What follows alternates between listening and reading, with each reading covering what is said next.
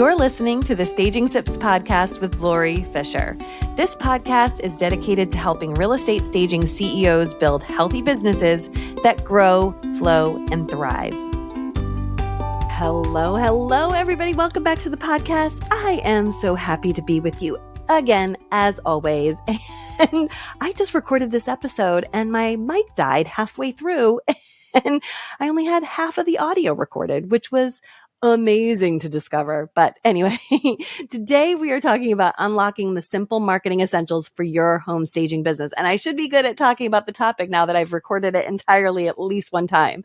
But before we jump into that, I just wanted to say thank you to whoever wrote a really nice review for me on Apple Podcasts this past week. I wish I could thank you personally, but if you hear this and know it's yours, I just want you to know how appreciative I am of you taking the time to leave this. So he wrote, Lori shares true business strategies, actionable steps to grow your own business, and shares the secrets and lessons that help each listener apply the ideas to their own business.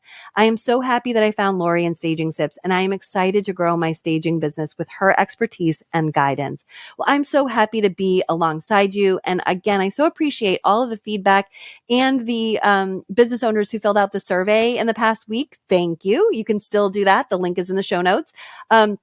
But I so appreciate it because I really base a lot of these topics on my own business experience as well as my students. But I'm new to many of you. You're new to me. And getting this feedback is really helpful so that I know that I'm hitting the key pain points that you're experiencing in your business. So it is super, super valuable. And again, so appreciated so that I can continue to just create really great content and topics for you and help you troubleshoot things in your business. So today's really an extension of what has come out of the survey. And it's really that many of you are struggling to find enjoyment in marketing and to market in a consistent way, or to even have clarity on what you should be doing to market your business. So we're going to simplify it as much as possible for you today. And I think it's a nice tie-in coming off of the episode with Brock Johnson last week, which I thought was really fantastic because he didn't make it seem like you've got to be posting reels 5 days a week. Like, it was a very compassionate approach to how you should be handling Instagram in your business. And I really loved it. So today we're going to be talking again about the essentials. And this is a concept that I've learned from, I've had a few business coaches over the years, and they've all discussed this. And I teach it in depth inside of the Staging Business School in both the growth and the accelerate curriculums, because it's that important. Because once you understand the marketing essentials, you will understand the fastest path to cash from where you are right now to where you want to be. So if you're that growth business owner and you're looking to hit like 50K in revenue in your business, you are going to need to understand exactly what you should be doing on the regular inside your business to market so that you can get there. And if you're an accelerate business owner and you've added team and your capacity has grown, but your calendar hasn't caught up to your capacity, we want to get you marketing so that you can have that calendar and capacity kind of match, as it were. And really, marketing is just like anything else that you do in life, whether it's learning a sport or learning an instrument or how to crochet or cook or whatever, is that you really need to know the fundamentals. And once you know the fundamentals, you can begin to stack skills. But it really starts with knowing what's essential to learn and practice that over and over again until you develop mastery. And you're going to develop some entrepreneurial resilience along the way, because you're going to understand that you may have maybe an expectation gap in how much you need to do and for how long you need to do it. So some things may take longer than you expect before they begin to gain traction, but you also will get used to getting no feedback and hearing no and keeping going. That is a really important skill set to learn in your business, is to experiment, to try, to learn, and to be able to keep dusting yourself off until things start to click. And I just want to share with you that I'm growing the Staging Business School. I am right in this with you. So I am right back in this topic, and it's super relevant to me. So I haven't lost sight of what it's like to have to focus on a few key things to get the ball rolling and the momentum rolling in your business. So let me just share what my definition of essential marketing is. It's basically getting clients without having to pull a bunch of levers. We don't want you to have to be on 1,000 social media platforms and putting out these complicated newsletters and, trying to put out proposals that are, these works of art to try to generate clients. We want it to be as simple and easy for you as possible. And as we go through this episode today, I want you to embody the self-concept of a marketing essentialist. So when you start to market, I want you to be like a purist about it. I want you to dive into just trying a couple of strategies that you're going to implement on the long term until you master it. And this could be years. It really technically could take you years for certain things. Most of them won't. And the 4 I'm going to teach you will not. They will be your fastest path to cash. And you may not want to hear them because it's going to take you from not hiding behind a computer to do your marketing. But what we want when you're a marketing essentialist is to choose a strategy that is super simple and easy for you to implement with consistency from where you are right now. And that's really important because you may be trying to implement strategies that aren't right for you right now. One I can think of is when you're in the growth phase of business, you might trying to be selling without getting on the phone with people or without getting in front of people and talking to them. And that is just not going to be effective for you. You need to get out and meet people. We'll talk about that in a minute, but you don't know what strategies aren't right for you because you see what others are doing and think it's getting them clients. So you think maybe it's your path to getting clients. A great example of that, it would be like, for me specifically, and I don't know if I speak for many of us, but I probably speak for quite a few of us, like the reels where you're clipping back and forth and you play a couple of characters in the reel. Like if somebody told me if I looked at somebody and I was like, oh, they must be getting tons of clients for that, and I thought I needed to implement that strategy, it would be like next July before I actually got that done, right? Like the first one, right? Because I just don't have the skill set. I have to go research how do you do it and what are the apps and how do you film that clip and how do you make the backgrounds look the same no matter what, whatever. I would not be able to do it. No one's told you that the strategies you're trying are beyond your skill set, right? Like, so that would be beyond my skill set. They're saying, oh, film a reel in 3 easy steps. Well, not for somebody like me, where I've got to set up now a tripod and change outfits and whatever. No one's told you that the resources it will require to get the strategies done might be beyond what you currently have. And I think about it a lot, like it's almost like staging a vacant house, right? Like people look at it and they go, oh my God, that's beautiful. And then they call you and ask you if you can stage their listing tomorrow because they have no idea what it took. They're looking at the tip of the iceberg. They have no idea what happened under the water of the iceberg of getting that house staged and all the work that it took and the hours and the time and the figuring out which pillow combination you're going to use this time to make it seem fresh and new or whatever, right? Like packing, pulling, all the logistics. Very much like that. So, and to be honest, there's like a ton of noise out there about how to grow, how to do staging, how to market your business, how to grow followers. We don't need followers. We need clients, right? How to use automation to grow your email list. We don't need automations to grow your email list. We need real life in-person contacts to grow your email list. That you should have a newsletter. You don't need a newsletter. You need to be in touch with people on a regular basis, but it doesn't need to be fancy and refined. In fact, I will tell you, the ones that come out that are the most produced, to me, first of all, they don't come out frequently enough because it takes so much time to produce them if I'm on the receiving end of them. And I know that likely they haven't really put together that content with me in mind. It's like generic content that they're pulling from the internet. Like when I heard my one realtor who I know personally, and he's telling me what are his favorite front door paint colors. I got a kick out of that. And I called him. I was like, Frank, do you really care about the front door color of a house? And are these truly your favorite? He's like, no, but that's what they put together for me. Right. So anyway, there's a lot of noise out there, but honestly, at the end of the day, you have to remember really one thing is that clients don't care about any of that. They don't even care, honestly, if your website is a marketing machine. Your website, and a lot of you put that on your survey. I want to put your mind at ease that that's a super advanced selling skill. And your website really is an extension of your business card. It's where people can go to just say, oh, okay, here are the services they offer. The work they do looks nice and might entice them to take the next step with you after they've already probably met you. Most people aren't going to be cold calling you based off of your website alone for a long time. And there's an exception to every rule. So if you are getting business that way, that is phenomenal. Reach out to me, tell me how you're doing it, and I will go look at your website and love it and digest it. But again, clients don't care about any of that. All they care about is, can you help me? Literally, can you help me?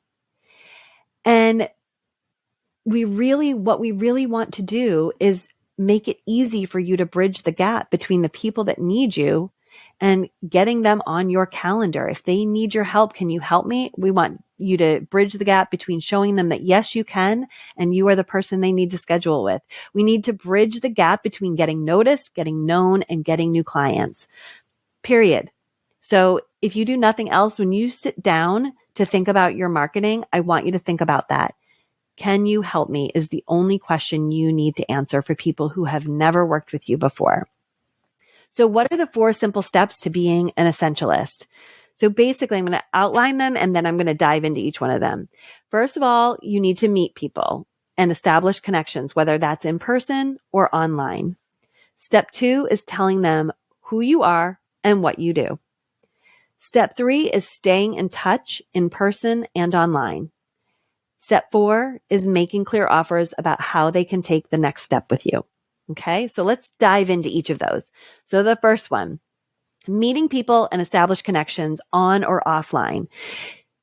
The most important thing you can do, in particular early in your business, but also when you're in the accelerate phase of your business, if you're starting a new business line, is we want to tap into the people you know to grow your sphere of influence. The way that you do that is growing your referral partners, and you start with your warm network, the people that already know, like, and trust you. So if you are fresh to the business and you are looking to spread the word about what you do, you're going to start with the people you know, your friends, your family, letting them know what you're doing, how you can help people, and what you can do. That's the first way that I got any of my first clients. And when you're starting a new business line, it's the same thing. You want to make sure that your sphere knows, because here's the deal.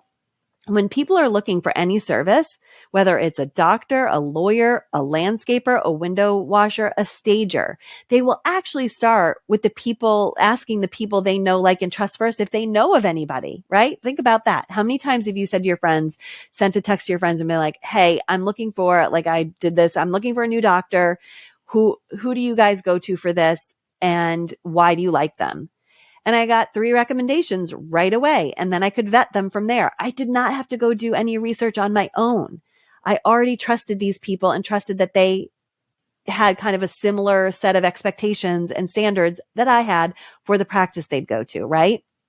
Same thing with that. Like, think about the Facebook groups where people are like, I'm looking for a landscaper. And 1,000 people are like, oh my God, this person's amazing. They're so great to work with. Beautiful work. Always on time, whatever it is. People start with their own network. So we want you to make sure that you are establishing connections with people and letting them know about what you do. And the best way to do this, I love this philosophy. BNI's philosophy is givers gain. So when you're out meeting people, especially when you're out networking, you're out presenting, because in the beginning, you will have to do that a lot. And even when you are starting a new business line or new service, you'll have to start back to this, is probably going back to some networking or to your network. And you want people to be interested in you. So you actually want to be interested in them. Does that make sense? If you want people to be interested in you, you need to be interested in them. There we go. Got it. This is really important. I actually had not shared this information with our students, and I felt so bad. I had a student who was networking in a networking group for about a year and had not gotten any referrals. And I just asked her the question. I said, so have you ever asked any of those business owners how you could refer them business? And she hadn't. So right here, take this down as a note. when you're out networking and meeting people, or you're at a party and you are talking to people, this is a great question to ask if they're a fellow business owner. So ask them about their business, who they serve, how they do it, and what's the best way to refer them business. Do I tell people to text you, call you? Are you looking for people who are fill in the blank, right? Are you looking for people who are downsizing? Are they elderly? Are they people like literally they've got filthy windows, and I just tell them, oh my gosh, I know the best window cleaner. Like what's the best referral for you? Right. So it's so funny because my husband used to say when we go to a party in particular, I'm an introvert. He would say, gosh, you talk so much when we're at these parties. And I'm like, actually, if you watch, I'm just asking them questions about them and they're talking to me. And when they talk to me, then I get more information about them, which helps me ask more questions about them. And somebody coined it intentional curiosity. And you definitely want this when you're out networking or you're doing a presentation in an office. Be intentionally curious about the audience before you even start talking about yourself.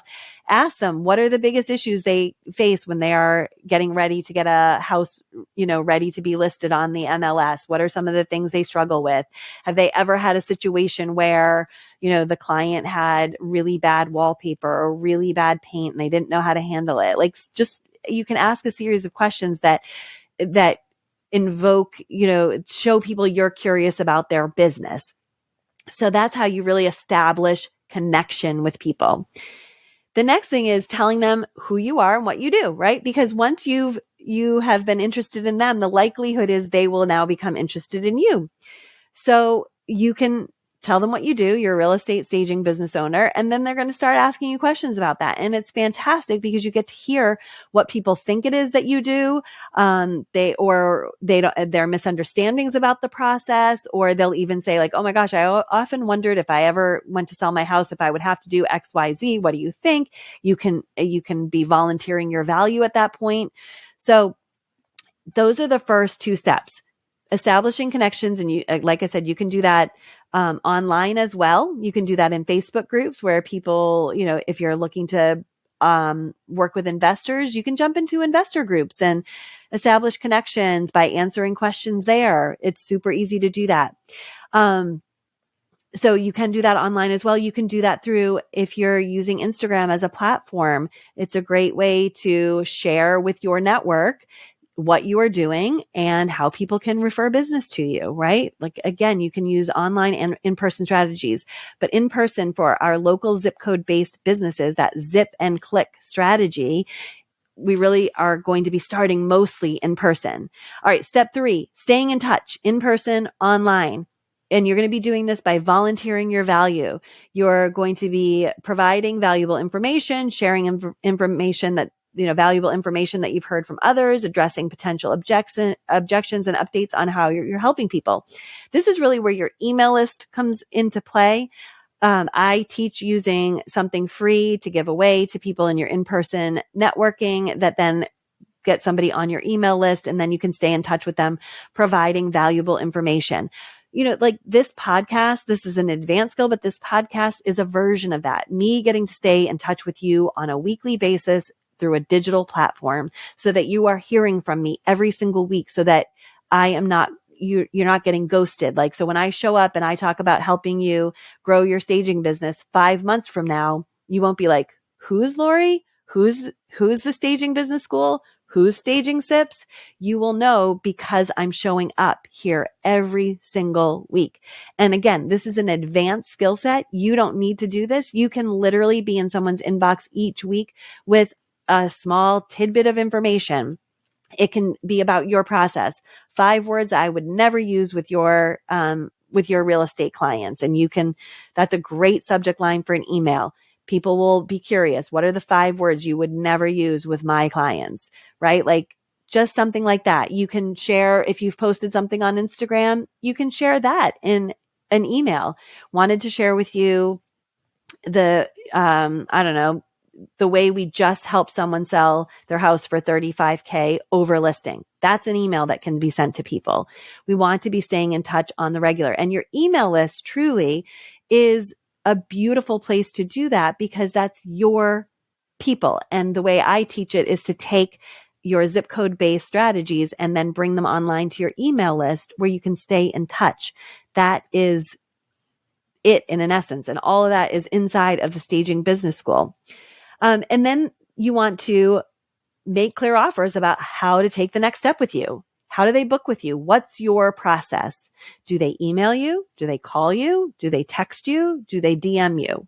What is that? You get to decide. Make it one simple thing, right? So if you're over on Instagram, likely it will be, you'll probably want to have them DM you there or something like that, right? Going to link in bio, not as much, but have them DM you so you can start the conversation. And maybe it's that you get their email address there and you can then schedule a quick get acquainted call so that they can ask their questions about how your service works and how you can help them, right? So what does that look like for you?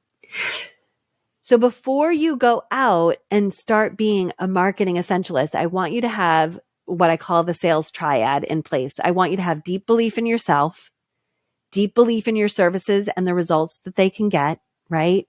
And you've got some great beliefs you can borrow if you're not sure that you can even produce results. There's a lot of great results out there at this point. You're so lucky that in this day and age, there's tons of statistics about how staging helps. But I will give you a few from my business right now that you can believe in, that you help people move faster and for more money who are needing to transfer for a job, selling because they need to move into assisted living. You can create results for families who have to sell their parents' home after their parents have both passed away.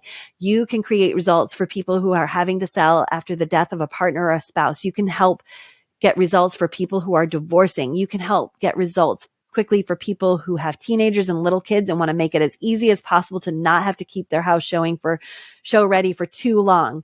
You can help people who need to upsize because they're growing out of their house. You can help people who need to sell for the most money without having to do too many updates because their house is super outdated at this point. You can help realtors grow their list of super happy clients. These are all things that our team has helped.